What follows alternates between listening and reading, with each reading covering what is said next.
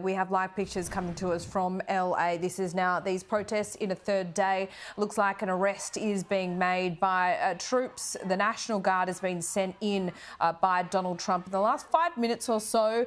This protest, which had tempered for the last couple of hours, seems to have flared up. So there's been a bit of activity. It looks like there's smoke and tear gas being sprayed in LA there. But, you know, there's a lot of National Guard. They're not quite at the number of the protests, but it is up there. You'd say from these pictures alone on this area, you have at least, you know, not half-half, but I would say, you know, it's kind of 2-to-1 on the authorities and National Guards to rioters or protesters there. I want to bring in now former White House Chief of Staff Mick Mulvaney, now at Bondi Partners. Mick, great to see you. LA is prone, I might say, to a protest. They know how to do one, but this is certainly a flare-up. Gavin Newsom says it's overkill by Donald Trump. He's trying to make a political point. What do you think?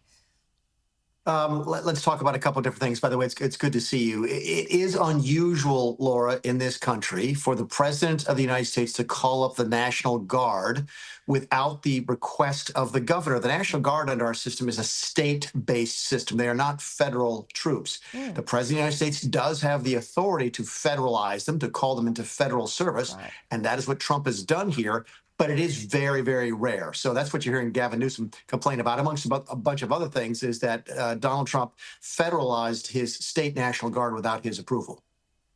Yeah, right. So I think I read in the LA Times that this hasn't happened without the behest of the California governor or any state governor since 1965. Now, I don't know what that event was, but this hasn't happened since then. Yeah, that would have been part of our civil rights movement back in the 1960s, and the president at the time decided that that the governor was not going to call up the federal troops, and the president wanted to restore order, and he did, which is exactly, I think, it's a nice parallel between what's happening now. I think Donald Trump was relatively confident. I think he's probably right. The Gavin Newsom was never going to call up the National Guard for this. It's very politically unpopular in very heavily progressively left-leaning California for the governor to call up the National Guard. That would be one of the last things that a progressive Democrat governor would want to do. So I think Donald Trump sort of anticipated, well, Gavin Newsom's not going to do this. I'm going to do it. The bigger issue is this, is how is this administration, the Trump administration, going to handle illegal immigration? Yes, there's a bunch of legal immigrants in Southern California. There's no question about it. Those are legal immigrants. There's also a bunch of illegal immigrants. How many times have we talked about the show, Laura, in the last couple of years about the millions of people coming over the border? Many of them are in Southern California, and I think that's why this has become the flashpoint for these types of activities. Yeah, it's geographical too, not just because it is a Democrat state, right? Southern California, with the number of illegal immigrants perhaps overrepresented because, you know, you just got to look at the map, basically. Yeah, it's proximity, and it's also the existing community. I mean, if you're coming in from Mexico, legally or illegally, it makes sense you want to be around people who will speak your language, understand your culture, maybe come from your same country. So yes, it's sort of legal immigration begets more legal immigration, but illegal immigration begets more illegal immigration as well. The real question is this, this goes back to the debate about Trump using a sledgehammer versus a scalpel. One of the biggest criticisms he's going to face here is that he's rounding up legal American immigrants, folks who are in the country legally. It's really hard to tell by looking at somebody if they're illegally or illegally. That's right. And if I could interrupt you there for a moment as well, what does he consider illegal that wasn't in the past? An illegal immigrant that perhaps wasn't under Obama, for example, or under Biden?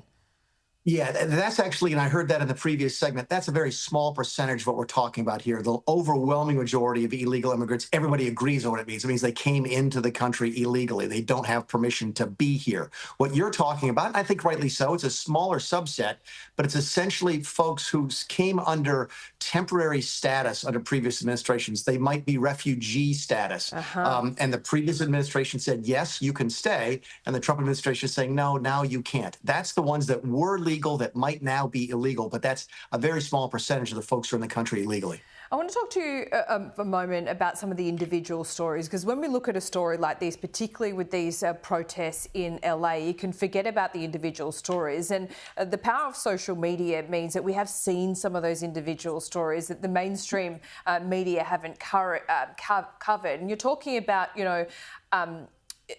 illegal, I say that in, in brackets almost, illegal immigrants being targeted who have been in the US for 20 years, but they had a criminal record when they were a minor.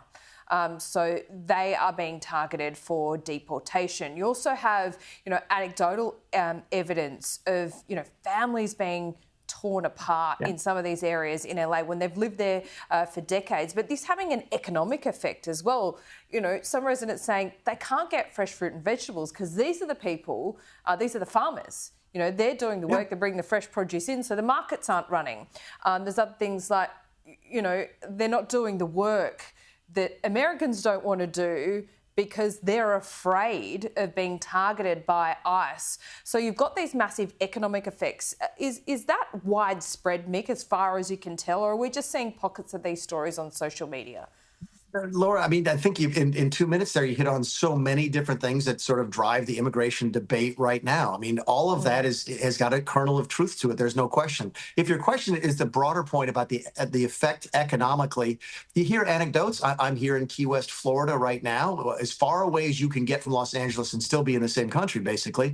And we're hearing local stories about people being afraid to show up for work. But again, these are folks, the reason they're afraid to go up to work for the most part would be that they would be here illegally. You mentioned the families. That's a very difficult situation. A sort of a quintessential arrangement would be a mother and a father who came in illegally that had a child here. And under our rules, if you have a child in the United States, that child is a citizen. So you've got a mom and dad who are illegal immigrants, and everybody might agree that they're illegal immigrants, but the child is a citizen. What do you do with that family? It's a very difficult conversation to have. And the Trump administration has simply said, look, we're going to err on the side of kicking out the illegals.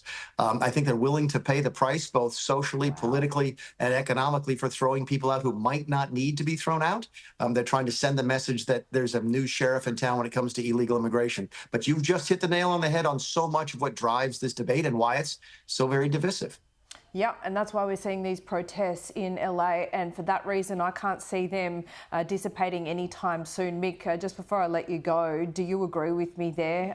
We've seen riots and protests go on LA for many weeks, and this can often, infect to other states as well. Can you see a knock-on effect here? I can. I always take it with a grain of salt when I see somebody on the left rioting, because they're really good at it. We're here to talk about anecdotal sort of stories. And you can just see from those flags there, without saying too much, how these riots and protests can often be, co-opted by other causes. You'll see pro-Palestine in there. You'll probably see, pro-climate change at some point as well. Yeah, I saw shipments today, pictures online of shipments of blocks of bricks in stacks of bricks, not just random sort of pick up something by the side of the road, but professional deliveries of bricks to certain areas of town so they're available for rioters. That's again, is it true? Is it so hard to tell these days, Laura, what's accurate and what's not? But look, you have to take it with a grain of salt as to whether or not this is a true sort of organic uprising, or is it something that is sort of manipulated? We'll have to wait and see. We will. Mick, always good to talk to you. Thanks so much. We'll see you soon.